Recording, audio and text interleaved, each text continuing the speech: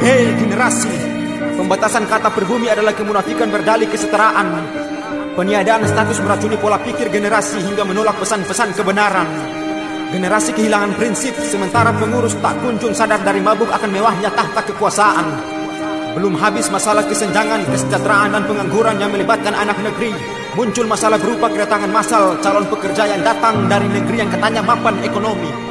Kenapa harus datang mengais rezeki di negara pecandu hutang kalau negara asal adalah pemberi hutang?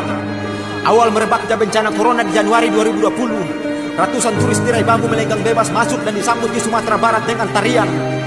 Lantas kenapa ketika anak-anak negeri yang datang dari negeri yang sama diisolasi dan diperlakukan selayak tawanan? Apa sebab?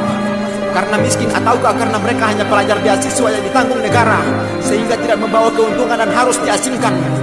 Datangnya corona munculkan perintah menetap di rumah. Lantas bagaimana dengan anak-anak yang hidup di jalanan tak punya rumah? Rakyat miskin diberikan sembako. Apakah seterusnya akan dilakukan hal yang sama? Hari ini sembako diberikan, lalu besok makan apa bila selalu dibatasi kerja?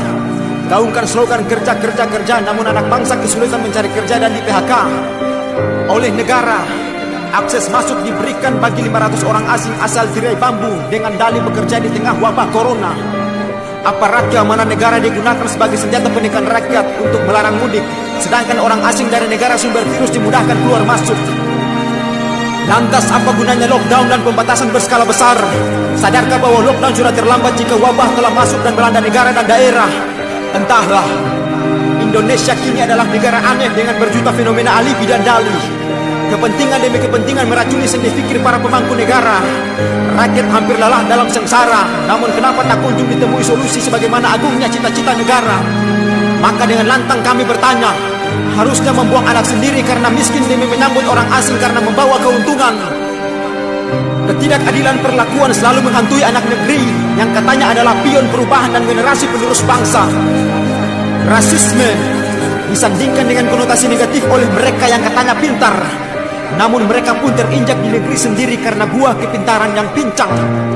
Maka jangan salahkan jika rasisme digaungkan dalam rangka mempertahankan hak anak bangsa sebagai titipan para pendiri yang harus dirawat dan dijaga.